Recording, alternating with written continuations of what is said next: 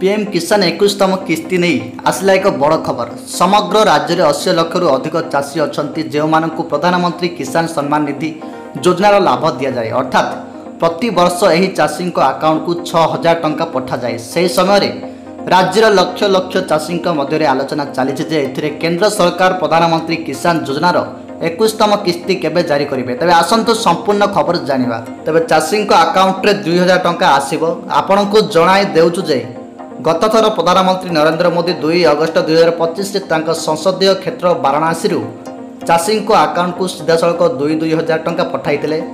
यह समय प्राय 20,500 कोटी टंका 9.71 कोटी रु अधिक चाषी निकट को स्थानांतर कर। तेज मोदी सरकार अगस्त रु नवेम्बर मध्य चाषी अकाउंट को 2,000 टंका पठाऊँ। केतेबेले अगस्त मासर तो केतेबेले अक्टोबर मासरे चाषी मानक यार लाभ मध्य दि जाऊँगी। तेज दर्शक बंधु आपण अक्टोबर भी आसबार एमती किसी तथ्य सूचना मिलूँ।